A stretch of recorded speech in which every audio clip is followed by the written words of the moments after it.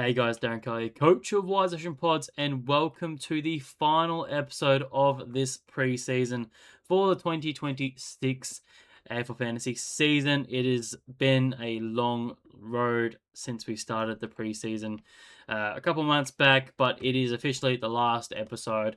Round 0 has been and done.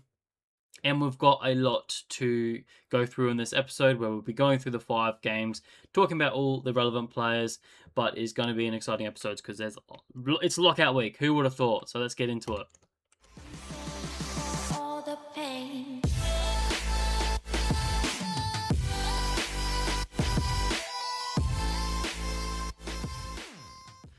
So like I said, it is lockout week. The game is officially underway as of Thursday night.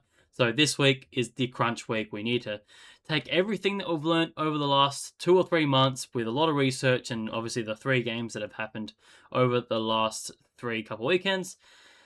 And we need to just put our team together from the ground up and just go there from there. So I think this week's going to be very vital. Obviously, we learned a lot from the opening round, which we'll go through again today, going through the 5 games and going through each individual player that were sort of in contention for our squads and who has locked themselves in, who's still in contention and whatnot. So let's get straight into it. I don't want to take too much time in this episode because there is a lot of content out this week, and I know there will be a few people that will be strapped for time. But game 1, you had the Sydney versus Carlton. Was a very tight contest up until half time before Sydney kicked away, kicking 12 goals in a quarter, which is just crazy, something we haven't seen for a very long time. They will just look like they're going to be very scary this year when they get up and running. But the first player we just need to talk about, we'll start with Sydney, obviously. Golden, if you weren't keen on him before, I think he's just an absolute lock in our sides now with that 126, 27 touches, 3 marks, 11 tackles. He had his career high in tackles this year, which for me, it shows you that, yes, he's not going to play that outside game as much. And you can see that with only 3 marks. He's going to have a reduction in his marks, but he's probably going to have a little bit of a bump in his tackles because he is quite thirsty in that way of, hunting the ball, but also hunting the play and have that defensive mindset. So it gave me a little bit more confidence that he's going to, at most, going to stay the same, but he also has that element to be able to go that high and be that 110 guy that we sort of want him to push towards. So I have a lot of confidence, and he's essentially just been locked in my side since I've been liking what I saw. Just touching more on the role, though, it was very interesting. The first half was a bit shaky. He spent a lot of time in the forward 50, and his scoring wasn't amazing, but was still okay. Like, he was on 43 points at half time, but it was a bit under what we sort of expected. In the second half, though, that's when he really sort of went into the midfield, and they just looked a lot more damaging as a side, being Sydney. He had that 53 points in the third quarter where he just went bonkers and was able to really push the team forward. And he just looked like he was the best midfielder, a part of their team. So they have to use him in there, and he's just going to be very damaging. So all those sort of factors, I think he's just easily one of the best options at M1. So yeah, and the time on ground, 82%, is a little bit of a concern. Obviously, we're used to him being, a much higher 80% or even, pushing that 100%. But I think that just comes down to the pure rotation of the fifth man on the bench now. A lot of people are going to have a bit of a slight reduction in their time frames just because they can't rotate, 5 players each and every time, or otherwise they will go over their allocation. So we're going to see quite a few players have a drop in their time on ground this year, which is a bit unfortunate, but I still think the scoring is going to stay relatively similar. So I don't think it's going to be a huge amount of concern at this stage. But Elgold locked in my side at this stage, even with a tougher fixture to start the season. I think that my thinking is I want him from round 4 onwards, and I just don't see a world where now with this 126 inbuilt in his price range, he's going to go up more than likely with his score from next week being counted.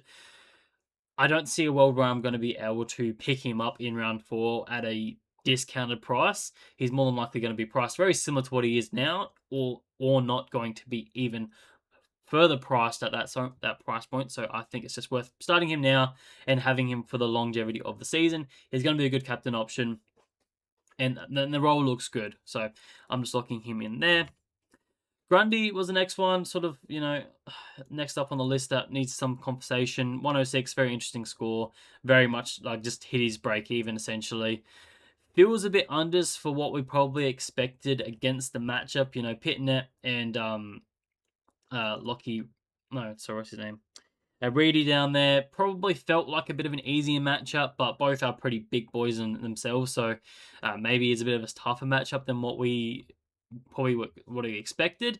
We will obviously know a little bit more as the season develops on how these two actually will be a matchup for a lot of competition. So probably not reading too much into this score, but Grundy looked good. 106, you can't argue with that. Was very consistent throughout the day. Got better as the day went on.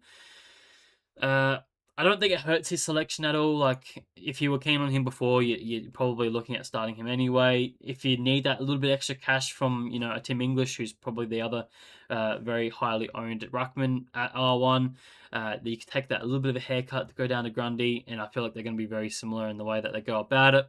Looked quick around the ground, dominated the hitouts. 46 hitouts is pretty impressive. Is it sustainable? I'm not 100% sure, with some tougher matchups to come, but he looks like he is definitely thriving off the new ruck rules, getting that leap done, getting the hitouts, but he's also obviously great around the ground, being that extra midfielder. So, definitely have some high hopes for Grundy this year. Don't know if I'll be starting him just yet, just with the way my team's structured, but definitely in consideration at this stage. But we're moving down to some cheaper guys. There was really not many others that were really looking at this side. We kept an eye on Bice, but I think we can rule him out with that 65. Kerno, if you're keen on starting him, had the 3 goals too at 66, just hit his break even, so not going to get you off to an absolute flyer.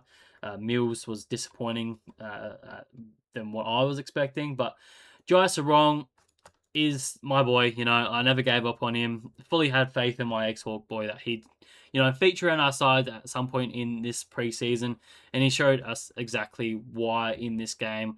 Wasn't, again, playing in the role that I was expecting in the preseason, but as things sort of developed, it was sort of what I was expecting in this game. Played out in the wing, 72 points, 19 touches, 2 marks, and the 5 tackles. Was really good. Obviously got to see that in a bit more of a traditional game. Wasn't wet weather like we saw in the preseason game. But yeah, just was awesome.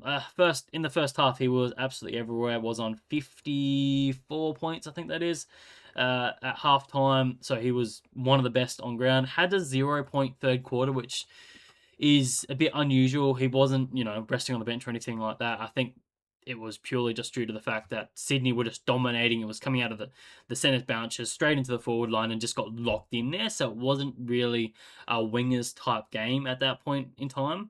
So that is maybe something to be a little bit worried about. If Sydney are going to be a bit more dominating this year, being a bit more competitive, then the wings may not get as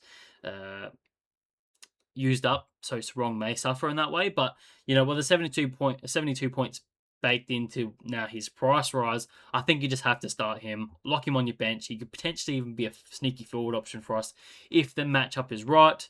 But his break even is going to be in the negative, so you just have to lock him in your side at some point. Just don't worry about the buy at all. So yeah, he's definitely going to be one of the better rookies for us this year. Potentially going to be a top 5. So obviously, we just have to roll with it, see what happens with the wing roll. It looks like he's got it locked up. I don't think I have too many concerns that it's going to go away. He did obviously amazing in this game. But Sydney are a very strong side. They do have a lot of good personnel back there, so it could change at any moment. Just be aware of that. But yeah, at that price point and with that score backed in, you just have to start him. So we'll move on. The other question I sort of got asked was McInerney. Obviously, he was the second highest scorer in this game with a 122.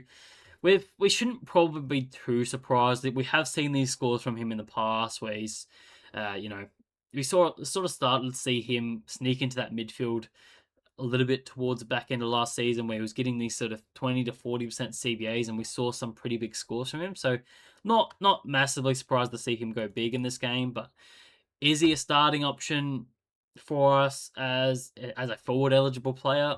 I'm not quite convinced. He hasn't been part of training all preseason in my watch list, so I'm hesitant to jump on based off just one game.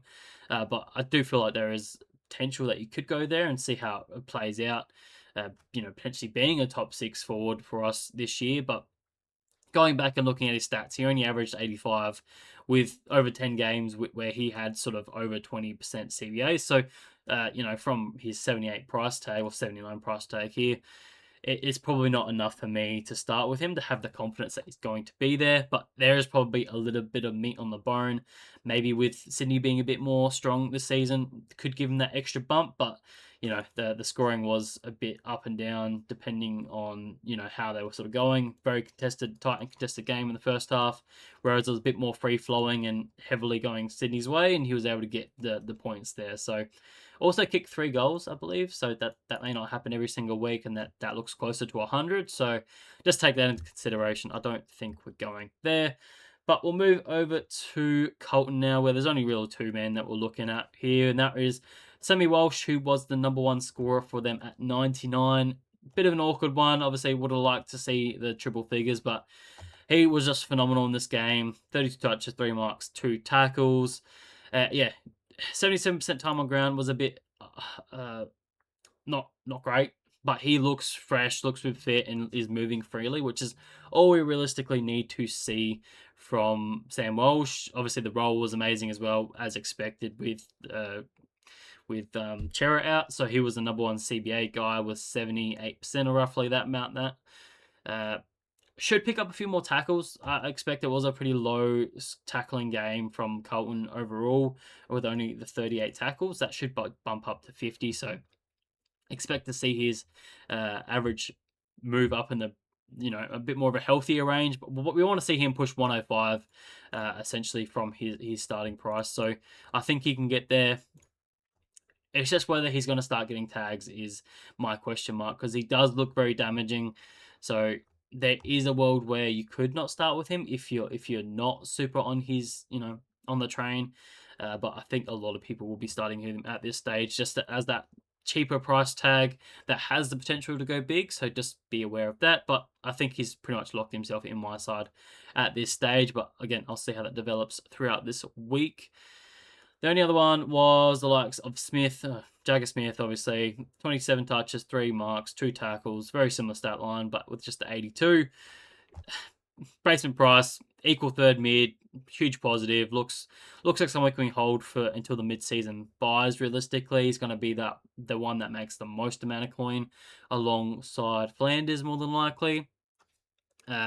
We'll just have to see how it sort of develops when Chera comes back from injury, if he does start to drop some lower scores. But again, going to make us mega cash and just locking him on the field for us at M8. So yeah, get that one in your squad. A few others to mention that sort of we're keeping an eye on, Florence and Lord, both have had really good preseasons and someone that we've had to keep an eye on, but both were solid in this match with 85 and 76 respectively. Both look to have upside this year, priced down in the 50s, or, both at 60 actually. Lord was the 5th mid in rotation, worked hard on the wings, so we saw him do quite well, but didn't have any tackles, which is very unusual for him. Definitely will benefit from a bit more of a contested game, where he's able to get that in and under stuff, which we have seen from him throughout the preseason. So just keep that in mind if you were keen on him and you've jumped off due to this game. Just think maybe this wasn't the best showing for him at this stage. But Florent is probably the one I have more interest in. Looks like he's going to have that main distributor role off halfback for Carlton. Obviously, they've obviously got Adam Sard, who didn't do a whole heap in this game. He was 64% time on ground, but he did get injured. So maybe he took a bit of a back seat for a little bit of the game. Only had the 30 points, so he looked like he was sort of the next man in. Took a few kick-ins. Just very tricky one for me, though, to fully commit to, especially with Nick Newman set to come back at round 3. So how's that going to affect things? I'm not quite sure. And is there enough meat on the bone that he's going to consistently be an 85 guy? as a pure midfielder, it's a tricky one where I think we probably have a few others that we're leaning to. Like a Bruin is in there that's a much cheaper price tag, who probably has more potential. So I think you're going there over a Florentine at the stage, but definitely still someone that you could consider if you wanted to go a bit more unique, or maybe a bit more bullish on what Carlton can do this year. But yeah, that's probably it for these guys. We're not really looking at any of the youngsters in this game. A Dean put up a 48, but he's a key defender. He's not going to score particularly well. A Reedy, I think we can cross him off now. Only went 2 points above his break even. So that's pretty much it. So we'll move over to the Gold Coast game, where Gold Coast looks scary this year. I think the AFL have absolutely created a monster. We'll have to wait and see how this sort of develops this season. But at home, they are going to be nearly impossible to beat, I reckon. So, yeah, one to watch this season. But got to start with Petrarca. He was absolutely stunning in his first game for the Suns. Kicked 3 goals off 34 touches, 5 marks, 2 tackles. Yeah, just was absolutely everywhere. I'd comfortably say that was probably his best game in his career. I know it was his highest rated game, but that always doesn't mean everything. But it was by far his best game. He was just absolutely racking up. He looks super fit. He looks confident. So if you were already confident in starting him, he was already 50% owned. I think this only gave you further confirmation that this is what you wanted to see. But that's sort of where the confidence stops for me a little bit. I've always been a bit on the fence with Petrarca. He's been that whipping boy in and out of my side. Like, I still don't know if I see him having massive upside from his 90 price tag. I have confidence that he'll be a top 6 forward, don't get me wrong, but I just don't know if I see much upside on what he's priced at already. So that's what I'm weighing up. He had the 58% CBAs. Yes, he was rested a little bit towards in the fourth quarter due to the game being wrapped up. He did drop down to 70% time on ground, so that CBAs could be jumped up a little bit more, but it just raises a few question marks. He was behind the likes of Anderson, Powell, and Davis, who obviously only played 60% time on ground. If I show you that here, wherever he is, Adam Davies, so 59% time on ground for that 56, but he was the third midfielder. Obviously, we've got to consider what happens when Rao returns. That's going to be another big CBA person, but it just looks like Petrarca is going to take this, Dustin Martin sort of role where he's 50% in the midfield, 50% forward, and he's going to get it done on both sides, but it can be a bit inconsistent if there's going to be a game where they do get challenged quite heavily and it doesn't spend so much time in the forward 50. So that is something to be aware of. He's still sitting on the fence in my side. It's not something I've locked away just yet, but it could be something that I just go safety in numbers and just go with it. And structure-wise, it probably makes a bit more sense. So, again, my team review will be out later this week, and you'll be able to see if he makes my side or not. But I think for a majority of the competition, he is just there in an absolute lock after what we saw. A couple cheaper options in Lombard. I think he was the other lock from this game. 75 points. Had the 15 touches, 4 marks, 2 tackles, and kicked 2 goals too. I think you'd be a bit stupid not to pick him, basement rookie as a forward option for us. He just locks himself at F8 for us, and he looks like he's going to rise up in coin really, really quickly, especially with Richmond and West Coast as the first 2 matchups, I believe. He's just going to have a field day and be someone that we can jump off fairly early on and be one of those first rookies we can cull after a poorer score early in the season. So, yeah, lock him in at F8. Is he fieldable? I wouldn't feel great about it, so I don't think I'll be doing it. But if you wanted to go a bit of a lighter forward line, then there's definitely potential with the matchups he has. Then you could definitely go there, assuming that he'll kick a couple goals and be pretty lively like he was in this matchup. But the other rookie we were looking at was Zeke Hewland. Now, he was someone that was raising a few question marks at halftime. He was at 41 points at the half. If I show you that here, he had 20 in the first, 21 in the second. So 41 points at the half, and we were like, how do we fit this guy in at 300 and something odd K? But really fell away in the second half, only had the 5 points in the third and had negative 4 points in the fourth, so only had 1 extra point in this entire second half, putting him at 42, and essentially probably took him out a lot of our sides. Very low time on ground with 62%. Sort of fell victim to what seems to be a bit of a trend this season with that extra bench spot where one player or a couple players has a lot of lower time on ground, playing that sort of super sub sort of thing. So he sort of fell victim to that as a new rookie. I think that's to be expected. So I think I'm going to fade him at this stage. But if you were wanting to go a bit more of a guns and rookie strategy and not sort of play around with these mid prices that a lot of people are looking at, there's definitely a world where he's sort of that next rookie that could be a viable option. That could be a bit of a slower burn that still has the job security, in my opinion. So keep that in mind.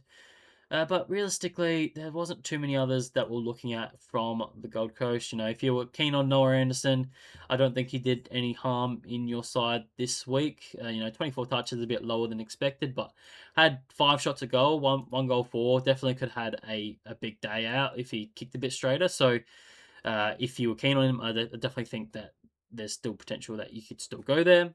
He obviously has been given a license to be that attacking midfielder and hit the scoreboard a bit more often. So I definitely think there is a bit of meat on the bone there for him. And with Gold Coast being a bit more competitive again this year, that only gives good signs for Noah Anderson. But I think we'll move over to Geelong this now, and I don't think there's too many that we need to talk about. Obviously, the obvious one is Tanner Bruin. He just pretty much cemented himself in our side as a must start player. You know, he's priced well down in the 50s or just below the 50 mark, and he looks like he's going to be an 80 to 95 average player off that centre half back, pushing into stoppages, driving a lot of the attack. You know, reading out some of his stat lines, it just shows you why they're sort of giving him that license. He was second for score involvements for the team and first for goal assists. So he's really just got that lethal kick to be able to really drive them forward and hit the scoreboard through teammates. So I think that's going to continue. I don't have any concerns with what his job security is going to be like. As much as I don't trust Geelong, I think this is one that they're really focusing on. And I think the comments that Chris Scott had post game, they were really pleased with what Tan Bruin was doing. So that is going to stay. Again, I think there's a few other guys that will be tagged options, like a Myers and a Holmes. So I think Tanner Bruin will be safe, but I wouldn't be surprised to see him get some attention at some stage if he's as damaging as he was shown in this game. So some really good signs, but yeah, we'll start him, lock him in at your M6, M7, depending on what your structure's like. But the other good signs for him, he only had 72% time on ground. So if that were to bump up as the season progresses, obviously he's still coming back from, having a year off. That only means he's going to get more and more points for us. So yeah, definitely locking him in. And I can easily see him going 30 to 40 points above his price tag at this stage, which makes him a must-have this year. So definitely lock him in your side. The only other one I wanted to mention realistically from this game was, anyone that sort of drafted Baz in the first round for your draft leagues, you're probably shaken, including myself. I did fall victim to that, so that's not a great sign considering he is looking like he's not going to be spending as much time in the midfield this year, with obviously Walpole coming into the side, which is a weird decision in my point of view. But anyways, that's a Geelong issue, not a me issue. So we will move on to the next game, I think, and that is the GWS and the Hawks. Not a super fantasy relevant game, but there are a few names that we need to talk about. Firstly, my boys Hawks were an absolute atrocious in this game. Very disappointing from them. I literally was struggling to watch. I was like, I really don't want to watch this, but yeah, that was. But anyways, we're talking about fantasy. Starting with GWS, a bit more fantasy relevant here, but we got to first look at what the midfield mix is going to be with Finn back. That was obviously something that we wanted to keep an eye on. And it clearly was Oliver, Finn Callahan, and Green as the main three, with Rolliston being that fourth, which was a positive sign considering we didn't know where Cogs was going to fit in this game. But it was a good thing to see he was spending a lot more time forward. realistically, we were only looking at Green and Rolliston as a potentially starting options, and I don't think either did enough to warrant a starting selection at this stage. Green had the 77 points, which is below his break even at this stage. Even with a decent role, he wasn't able to get the score, which was a bit disappointing to say the least. I think it was just due to the fact that, both of these teams are very tough to score against. I think GWS is the second hardest and the Hawks were the fourth or fifth hardest last year. So it was always going to be a bit of a low scoring affair between the two. But yeah, I think it's someone that we just maybe watch and see if he does start the pop early in the in the season, then maybe you jump on after their bye. But they do have quite a tougher matchups to start the year, so I don't know if you're going to go quite there this time. But Rolliston is the other one that again had the role that we fully expected, and that was a huge tick. But the limited time on ground is the concern. So if we look at him here, 61% time on ground is disappointing. Had the 15 touch, 6 marks, no tackles. Again, something that I was really pushing for in the preseason, that he showed that he had that will to tackle. We didn't see that in this game, unfortunately. Did hit the scoreboard, but scored a 63 from 52 price tag. Again, I don't know if it's something that I see him going massive. So I think we can watch and see what happens, and maybe we can jump on him if he does start to get a bit more time on ground. I just think the time on ground is the huge factor here. I don't think we can start him if we're not going to see him have, 75-80% like we want, not these 60%. So otherwise we're going to see what we did in this game, where he went pretty well in the first half, where he was on 46 points at the half, and then really dropped away in the second half, where he just wasn't able to have the time on ground or the access to points that we sort of saw. So move on for both of those. Briggs was another one we wanted to see, obviously coming back from injury. I think we can cross him off now. Just looks like Riccardi's taking a lot of that split in the rucks, sort of like a more of a 60 to 40%. So if you were keen on starting him, I think we can fade him now. Fonte is the other one that has been a bit of a pop name, that sort of, that Ash sort of feel from last year, where they've had their price pretty cheaply at 50. He's had a pop 90. He's going to go up in cash. I just don't know about going here. You got to think Whitfield and Ash were pretty significantly down in this game with 87 and 84, respectively. You only expect that's going to flip back next week, and Fonte's going to be back down to those 50s and 60s that we saw from last year. I don't think it was a role change as such, and not giving him a license. I feel like that was just the way the game fell. Whitfield still took all the kick-ins. Ash was sort of getting a bit more attention from a Finn McGuinness from the Hawthorn side. Not a full tag, but just sort of an accountable role, as he is quite damaging. So he was well down on what we sort of expected from him. And that just allowed Fonte to get a bit more of the ball back there. So I don't think it's something that we need to consider too much. Unless you want it to be a bit sneaky in the way that you structure your side to get these guys that are going to jump up in price quickly with a plan to jump off them. I can see that, but probably not something I'm looking at doing at this stage. But yeah, I think that's pretty much it for this game. Gothard was another rookie that we're looking at, but again, small forward. Even in a game that they pretty much heavily dominated with 122 points. He wasn't able to have a huge impact, so probably not someone I'm looking at starting. I think there's a few other guys that are there. But over to the Hawks, realistically, again, they were super horrible, no pressure. Didn't look like they even wanted to be out there, which is hugely disappointing as a Hawks fan. A lot of passengers just walking around. Putrid with 1,400 points is significantly low for them. This is a team that was in the 1550s normally last year as an average. So definitely expecting this to bounce back next week when there is a bit more pressure and a bit more care factor. I don't know why they didn't have it this week, but yeah, they just didn't really look like they were there. So for me, I think they'll bounce back next week in terms of fantasy. So that gives me a bit more hope for the guys like Connor McDonald, who is obviously the main guy that we're looking at in this side.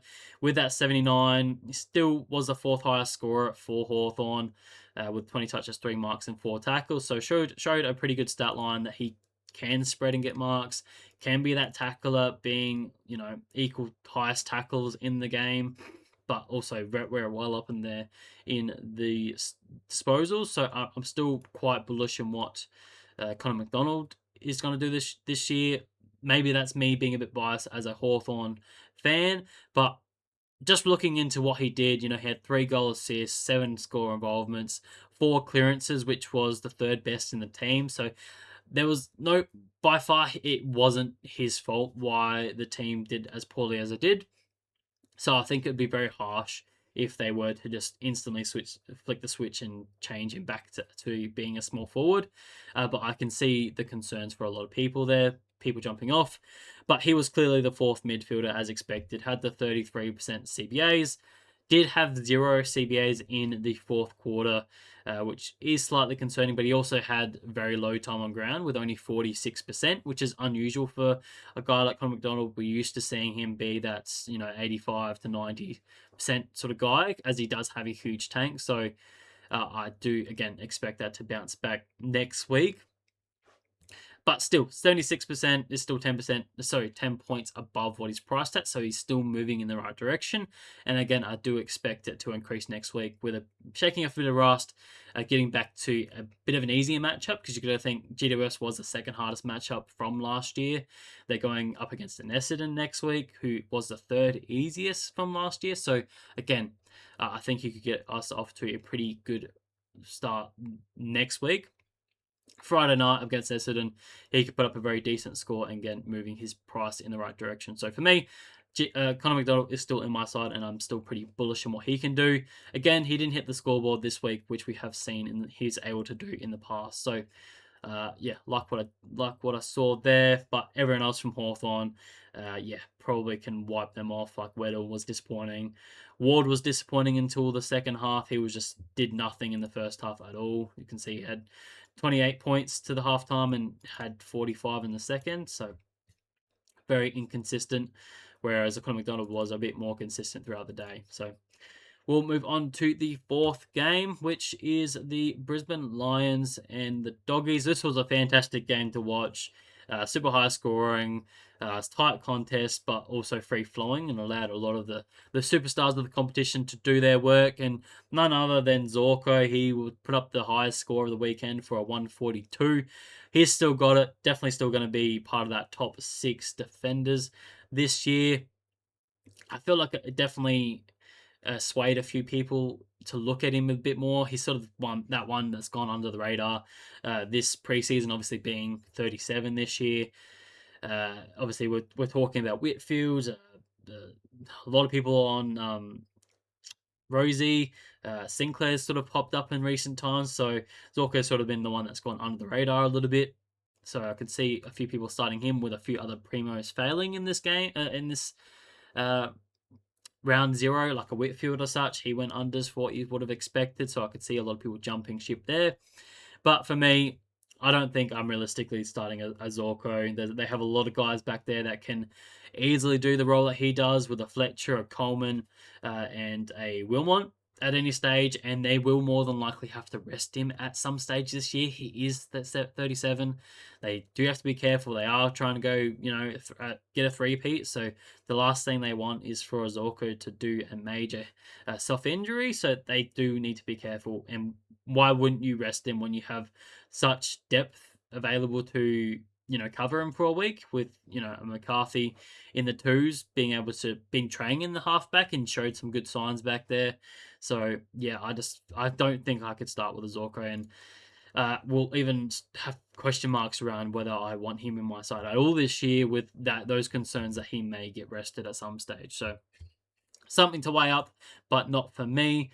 The other big news out of this game was McCluggage with a calf injury. Looks like he'll be missing, probably 4 to 6 weeks. It hasn't fully been documented yet, but he will probably be missing a little bit of time, which maybe opens up a little bit more points for a Neil or maybe a W Ashcroft taking in that third midfield spot.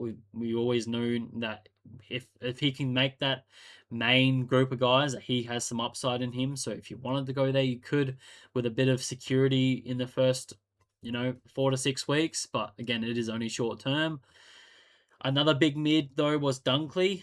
He looks like he's going to be cheap for us pretty quickly with that 73 baked into his price point now, he will drop pretty quickly. And I guess that's sort of a just interesting discussion point, is that it looks like a lot of these defensive midfielders that are usually relying on a lot of tackles are falling away in terms of their average. So it's something to be aware of when you're picking a defensive midfield guy, that it looks like the trend of the AFL is that these guys are dropping away a little bit more, and it's really focusing on these attacking midfielders that are accumulators that can hit the scoreboard, getting a lot more of that ball and that outside stuff rather than being more contested and a lot more tackles. So that's something just to weigh up, and maybe put some question marks and doubts in what Josh Dunkley's going to do this year. Being previously a top 8 midfielder, maybe he's going to be around that mark, but probably not towards the top end like we have seen in the past. So keep that in mind, but I wouldn't be pressing the panic button just yet with him. Kitty Coleman was the only other one I guess we were sort of keeping an eye on as in terms of a mid-pricer. Obviously, very cheap for what we know he can do. Put up a very Kitty Coleman sort of score, being that 73. Played majority off halfback and wing time in this game, so behind the ball, which is a positive. He's still definitely an option, but I feel like there's a few others that are ahead of him at this stage that are less risky given the injury history with him, like a Windsor and a McKercher. Even though he's got that injury at the moment, he's more than likely going to play. That have more guaranteed upside, more than likely. So again, still very much a consideration if you wanted to slot him in the defensive line. The other thing is just how many rookies we have back there. It sort of determines our structure. So it feels like we could only probably go with one of either Coleman or a Windsor. And again, I feel like Windsor's probably just slightly ahead of him with a bit more upside at this stage, and definitely has more security in what his role is. Because again, the position uncertainty with Coleman is you don't know whether he's going to play each and every week, whether it's going to be halfback or it's going to be half forward, and it could just have some very fluctuating scores. So I don't think I'll be starting him at this stage. But a couple other cheaper options at the Lions. We had Zach Lasinski as that backup ruckman. I don't think we'll be starting him this week, just given he only had 4% time on ground, and more than likely he gets dropped for Draper, who isn't too far away. If he gets named this week, then more than likely he is the one that gets switched out, which I guess is the signs of that low tog. So that I don't think he'll be an option for us this week, but we'll have to wait and see. Again, I don't think he's going to have much scoring capacity in this role. So yeah, I just don't think I'm going there. But the other one was Galap, or Galop, however you want to pronounce it. Here's another potential option if you wanted to go a bit lighter in the forward line and have that extra rookie. He'd probably be the next of the best behind, a Robertson and a Lombard. But it's pretty much weighing up between him and maybe a Doveston from North Melbourne.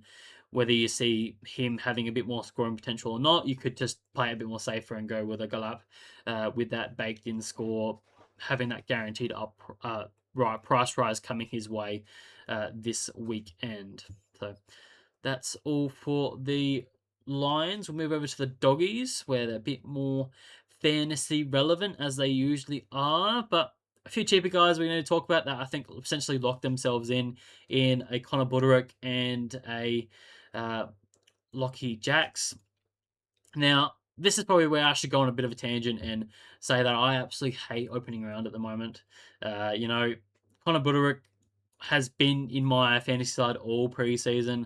If you've watched all my team reveals for the past 2 months, he's always been there, locked in at whether it's F6 or F5, always has been very, very uniquely owned at less than 3% all preseason. Even after he put up the 280s in the preseason games, no one jumped on him. But as soon as it happens in a real game, obviously with some understanding of what happened with Dale, everyone jumps on now. He's going to be 20% owned, if not 30% owned by the start of the season. So it's just disappointing, the coaches that do the research and are able to find these pods just don't get the reward at the end of the day because everyone's able to jump on them before it actually locks in. So, but won't cry about it too much. We'll just keep moving on. But Buderick, uh, yeah, led the way with kick-ins, which was a super big surprise with Dale back there. You know, Dale's been the king of kick-outs for the past couple of years, so that was a massive tick. Obviously scored the 94, priced at 48. You just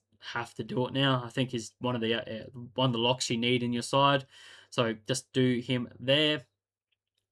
Uh, I still feel like he will be an 80 average sort of player. I don't see him being, you know, a top six defender or a top six forward for us or anything like that. But yeah, still making plenty of cash that he's one that we have to start in our side. So he's going to be fieldable for a long time, going to pick up defender status pretty early on and give us that flexibility that we're going to need throughout the season. So yeah, definitely need him in your side there. The other one was Lockie Jackson, as I mentioned. Again, going to be a very good rookie for us this year as a halfback scorer. Uh, didn't take any kick-ins or like that, but was able to get amongst the fruitfulness back there with a few marks and a few tackles. But yeah, it looks like he's going to be someone that rises his price pretty quickly with that 76 baked in, and looks like he's going to be probably a top 5 rookie for us this year. So yeah, really, really confident with what he can do. With a little bit of a caveat that we understand that Dale probably wasn't at his best in this game. You know, we normally expect him to be, you know, a 90 to 100 averaging player. Didn't quite have the market share in this game, whether that was just due to the fact that he's been battling with an injury and he's took it a bit easier in this game. But I still think with the scores that we've seen in these two games, we just have to lock these two in and we'll just play it by ear as it goes along. The only other cheap guy that needs to be mentioned before I jump into some more expensive guys was a Selwood defender. I got a 60 from his basement price. Now, this is probably one I will more than likely fade, which sounds stupid given he scored quite well as a rookie. But if you look at his scoring distribution, it is concerning to say the least. You know, 4 points in the first quarter, 10 points in the second quarter, massive 40 points in the third quarter, and then followed it on with 7 points. So he's one that I could easily feel or easily see him go next week and he drops a dirty 30 because it doesn't have that pop quarter that we saw in this game and just has consistent sort of low, uh, 10 to 5 points every quarter and hits a low 30. So I feel like he could kill his cash generation very quickly and become a dead rookie by getting dropped quite quickly. So it's not one that I'm really willing to go the risk at this stage. But again, if you wanted to go a bit more of a guns and rookie strategy with a lot of rookies sort of in the mix this time of year, I could definitely see him being part of that sort of mixture that you go along with. But we do have a lot of defender rookies already at this stage, so he's definitely way down the list in terms of priority. But the other one that we want to talk about here is Tim English. He was obviously I think he is the number one ruck for a lot of people now. I think he's nearly 40% owned, so he did himself no harms in this game. Another great showing against a tougher ruckman. Darcy Fort has been a tougher ruckman for the best part of a couple of years now. He just had a lot of work. He's a bit of a workhorse in the sense that he just doesn't allow you to get the space that you sort of normally get with other ruckmen. He's actually got quite a big tank for how for what he sort of does. He's not the tallest bloke, so I guess that sort of helps him.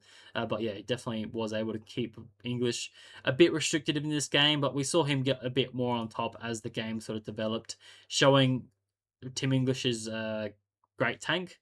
So he had the 44 points in the final quarter, was just tracking really, really well. Yes, hit 108, which is a little bit unders of what you sort of wanted, but again, it was a good enough showing that I think he can lock himself in at R1. A game just really suiting him. And yeah, there's definitely a world of possibilities that he has some upside this year with the way that the ruck rules are developing, and again, the way that the transition is going with the trend of football. So yeah, definitely there was good signs for Tim English. A big tick for him and can essentially lock him in at R1 if you're looking to spend up that much. Realistically, I don't think we're looking at too many others. Richards and Kennedy just did some really amazing things in this game. as the guys in the midfield. I don't think there's too much upside. Again, they do have these pop scores every so often, but I don't see the consistency there at the moment. Bontempelli was a little bit down. He didn't have as many CBAs as what you'd expect. You know, Richards, Kennedy, and Liberatore were the main guys in there, which is a little bit unusual considering you have the Bont there. He spent a lot of time forward. Not a huge amount, but still more than what you'd want. So, but I don't think anyone was really considering starting him in Classic anyway. But draft, yep, definitely someone you need to be aware of. But yeah, I think we'll move on to the next game, and the final game being St Kilda and Collingwood. Now, this game is probably the biggest trap possible that could occur in, opening round. 250 marks in this game alone is just unreal. Collingwood had 147 alone, which is just ridiculous. You just don't see this happening.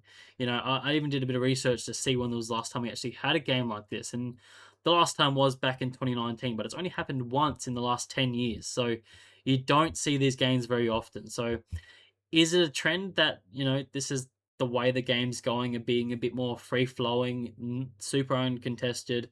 A lot more of these outside players are getting marks, getting more touches, or was this just an anomaly where neither team was applying too much pressure? They were able to get plenty of the outside stuff and just allow them to take and play this possession football in the back half, particularly for both teams, because you said to see both teams, the top guys are all defenders. Sinclair, Windhager, and Wilkie.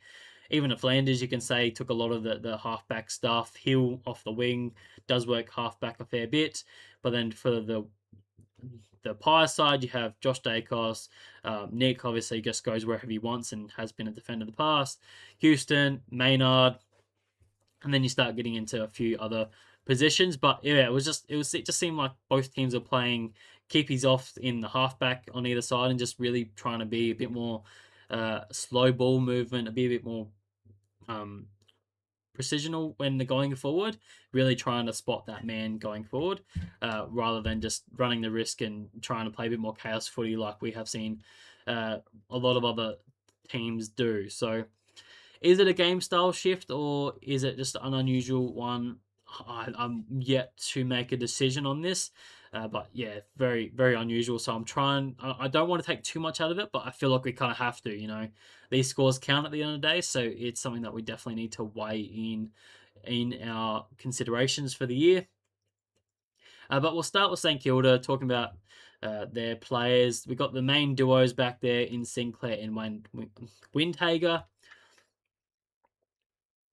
Seem to be the new dynamic duo back there.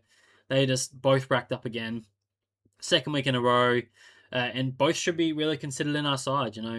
Sinclair has definitely risen in popularity after his 140 last week or 150, whatever it was, in the preseason game. With especially now where that Whitfield has sort of gone unders for what we sort of expected him to do in the game against Hawks. There's a lot of people have jumped off of him and gone to a Sinclair instead. Now, I don't know where I quite sit with that because obviously we know what Sinclair is. He's been the same sort of guy that he has been for a long time. Been that 100 sort of 102 averaging player for the best part of 4 years. But the argument is obviously Nasai moving out of there does give him a bit more of a monopoly back there. Takes all the kick-ins. I think he had 8 in this game, and just was given the free will to just get the ball at demand. 35 touches, 6 marks, 3 tackles is no slouch, obviously. But is it going to be enough to see him have a rise in his average? I'm yet to be convinced. I maybe see a slight average bump, maybe to a 105, but it's not going to be groundbreaking in the sense that it's not going to win you a Hilux, I would have thought. I feel like you could pick any one of a Whitfield, a Sinclair, even a Zorko. You can go with any 3 of them, and they're all going to do the exact same thing and give you a little bit of points around that same sort of mark. Yes, you may not get a little bit of upside in the other 2, but they're still going to be around that mark. So I don't think it's going to be the groundbreaking pick for us. they're still going to be in that top 3, if not top, 6 defenders for us this year. And he does have a tougher fixture to start the year. For someone that you are going to have as a keeper, you sort of want them to get you off to that hot start. At the end of the day, you're not picking him for a price rise. You're picking him to be a guy that is going to provide you score early on. And with a tougher fixture to start the year, I just don't know if I see Sinclair doing that at this stage. So, not someone that has been considered in my side, but obviously someone that I need to look into a little bit more as this week develops. But I still lean to the other side of the fence a little bit with someone with a bit of a better run at this stage, even though they haven't scored the best. But I think the one we mainly need to talk about is Windhager, because he's obviously going to pick up defender status very, very quickly. And if he keeps scoring the way he's scoring in the last 2 games with a 140 and a 116, he's potentially going to be in contention for a top 6 defender. He's seemingly got that role. Obviously, the game style is working well in his favor, where they want to play this possession football in the halfback. He's getting plenty of marks because Sinclair's doing all the kick-ins, and it's going directly to him for a cheeky 1-2 sort of situation. So he's getting plenty of marks. He pushes into stoppage, and he can get the tackles when he wants to. So priced at 82 or 82 here. Can he push a 95 average, if not 100, and be in contention for a top 6 defenders for us this year? So the question mark is, can you slot him in? A lot of the midfield is already taken up with a lot of these other mid-price guys. You've got Walsh, you've got Parrish, obviously you've got Golden, and you've got Butters in there. That's a lot of money already spent in the midfield. Plus you throw in a few other cheaper guys. Can you actually slot him in there at nearly 900k? It's a lot to pay up for. So you'd have to be fairly confident that he's going to be that guy. Because if he goes 95, it's probably borderline okay. But you realistically want him to probably hit that 100 to be well and truly trenched in the top 6 defenders. Ash is priced at 100, at 100 average. So at 100 average, you'd be able to say he's in the mix for a top 6, and then you don't have to trade him for the rest of the year. So that's realistically what you want him. So if you're confident that he's going to be able to do that in this new role, in this game style, then 100% definitely can look to pick him. And is someone that I have floated in and out of my team since I've seen that role change in the preseason. So yeah, someone I'm definitely weighing up, and I need to see how it structures up throughout this week. But we'll keep moving on here. Flanders had a slow start and had a few people scratching their heads early on, but got to work in the middle quarters and just, lock him in. He did exactly what you sort of wanted, hit that a ton, and looks like he's going to be a top 3 forward for us this year. No doubts about that. He's going to make a lot of coins, so don't need to talk about him too much. Nasiah Wanganimulira was the other one, expensive price, and again another reason why I hate opening round, because he was 40% owned before this game, and everyone that was on him has just been absolutely kissed by the fact that we got to see him get tagged in the first game in the season. And he's obviously dropped a stinker with a 73, and he's going to drop a fair amount in coin very, very quickly. And it just showed exactly the concerns that I've been preaching all preseason, that he's going to get attention, and it doesn't need to be any significant attention either. Like a Perryman, yes, he's a good player, but he's not a prolific tagger by any stretch of imagination, and he was able to cull him to 19 touches. It's some very big warning signs that Nasiah is going to be in for a very up and down year, with a lot of attention coming his way this year. So, definitely not starting him, and we'll have to see how he sort of develops through the season, whether we pick him up or not. If he's going to be a top 6 defender, I still have confidence that he will be. But just need to find a run where he doesn't get tagged would be nice, but we'll have to wait and see. Philippou was the next one.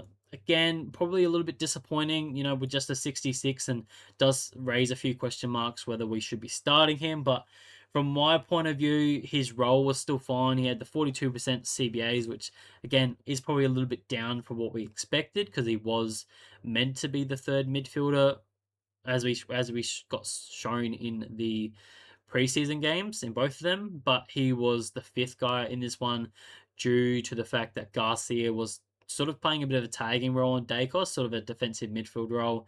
So he sort of slotted in there as their number two, number three, alongside Messiah and Flanders. So again, I don't think that's going to be something that happens every week, especially not next week when they play against Melbourne. I don't see them tagging anyone there. So Philippou should slot back into that third midfield spot, get a few more points in there, and be able to jump up to that 80 price tag. Sorry, that 80 average as what I'm expecting. So I still think he's someone that I am looking to select in my side at this stage, and I'm not too concerned about what he scored in this game. As much as I would have loved him to put up a much better score to cement him and really get that price rising quickly, I think he'll be a bit more of a slower burn, but get up to that price that we want him to do in due time. So not too many concerns there for me with Philippou at this stage. Going a bit cheaper again is Carroll. He just again has locked himself in our sides on a bench, maybe. Nice halfback role, getting plenty of leftovers and scraps from the main two boys at the top. Again, that possession style footy is just going to be very fruitful for him, and we could see him pops these pretty good scores. So yeah, really positive signs for him. Again, he's been someone that I've locked in my side since the preseason began. So yeah, he's going to be there. Whether he's fieldable or not is the other question.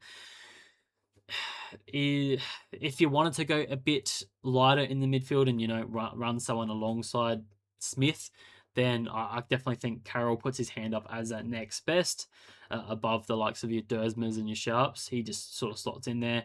He's probably very similar in line with Grill. If you're running a Grill in the midfield, then yeah, for sure you're weighing up between those two, in my opinion. So locking him in this stage, and he's rocketing in price again. He was only 8% owned before this game, and I think now he's up to 40%, which is annoying, but it's good for fantasy, right? So I can't argue too much. But that's it for these guys. We'll move over to the final team in the pies. And there are a few question marks. We have a shit ton of question marks from this game, from these guys, because 1,800 points is just ridiculous for this team. That they are not a fantasy side normally, from what we've seen in the past couple of years. But is this a new game style? To really play a bit more possession football, slow it down a little bit. It does sort of make sense in my head that they want to slow it down. Being a bit of an older team, they don't really have that young and youthful drive and chaos football sort of vibe to them. They want to be a bit more methodical with their ball movement. Spread the love a little bit around the halfback and really pick their way through the field, and then start to really drive themselves into the forward 50 to hit the scoreboard. But I just don't know if I have the confidence based off just this one game to go, okay, this is a new style, and lock a few players in my team, because realistically I've had no pies in my side all preseason, besides the old Darcy Cameron in there as a bit of a unique ruck option where the rucks were so up in the air at that stage. I really haven't had anyone or looked at too many in this side at all. So when you're looking at Dick Dacos, if this is the way a new game style for the Pies, there's an argument to say that he has a lot of upside in his price at 108. Like, he's going to be in contention for an M1 if this is the case. He's going to get a few more points off, marks. Obviously, he does a lot of the handball receive stuff. Had the 41 touches in this game, even with some, tag next to him with Garcia. Not a massive tag, but was enough to stop him have a few possessions. But he's always going to get a lot of possessions if they are going to allow him to just run up, grab the ball whenever he wants, and run around the back and take that handball receive. So it looks really good for him, but again, not someone I'm probably looking at starting.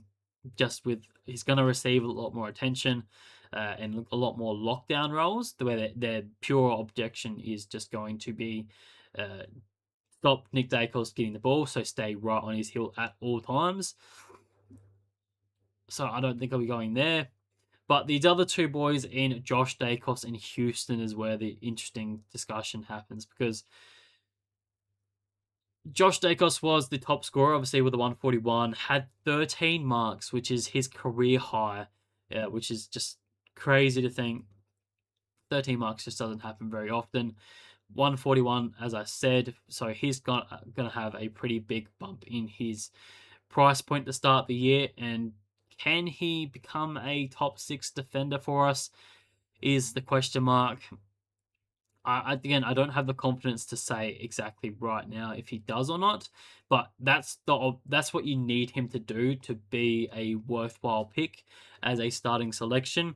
But it sort of gives you a bit of a free swing at it at the end of the day. You could go with it. He's going to rise up in price this week.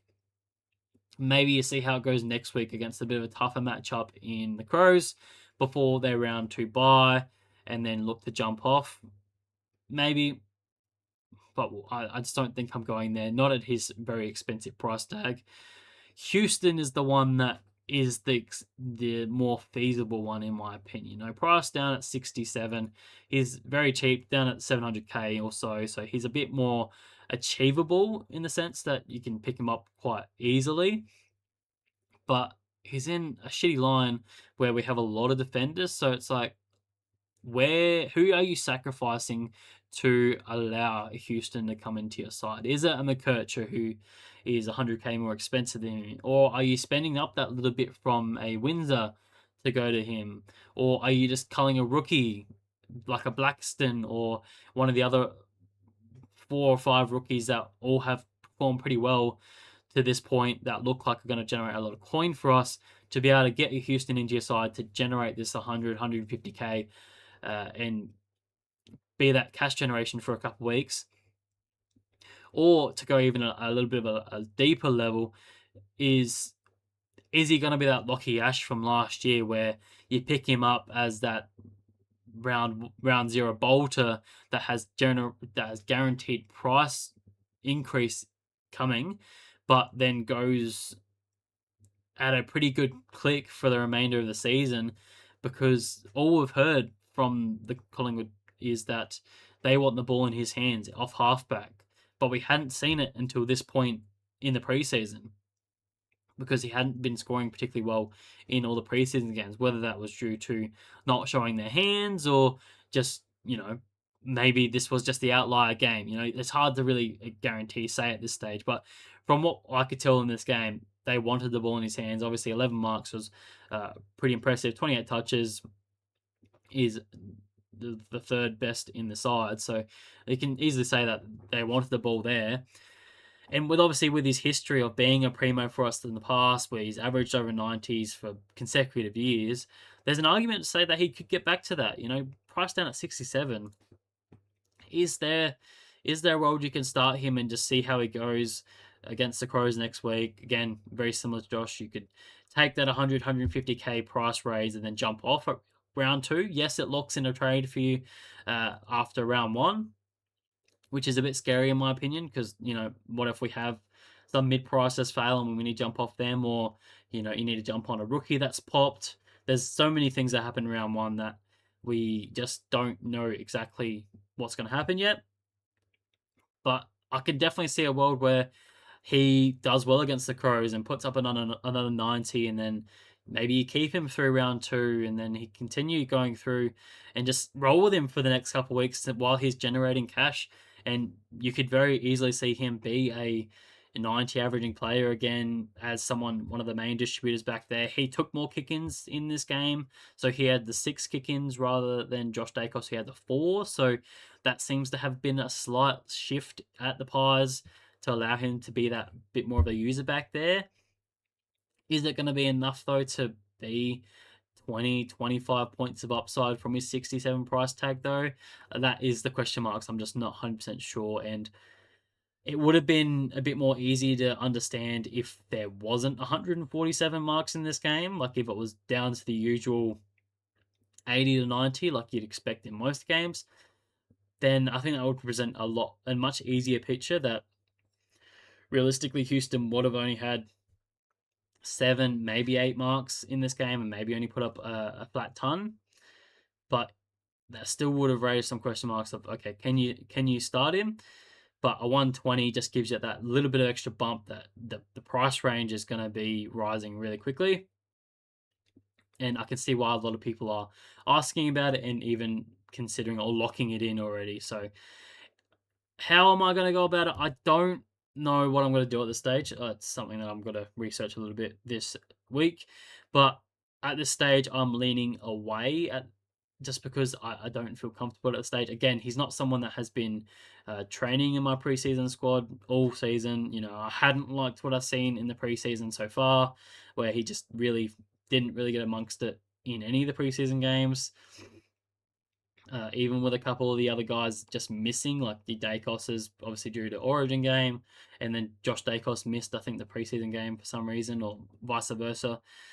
So, yeah, I just haven't liked what I've seen from him. So I just don't have a lot of confidence to jump on him at this stage. But I didn't jump on a Lockie Ash last year, and I feel like I could be missing that same sort of boat because if there is going to be a Lockie Ash this year, it definitely feels like a Houston could be that one this so far. So, yeah, something that I'll need to weigh up, but not currently in my side.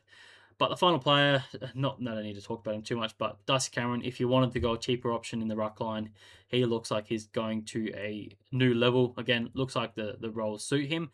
But the ruck contests were really down in this game. So I think it was only around like 65, 70, I want to say. So this was by far the lowest ruck contest sort of stoppage game that we had in the preseason so far. All the others were pretty much on par with what we saw last year, so definitely not alarm bells in the ruck lineup that we sort of thought in the preseason early stages.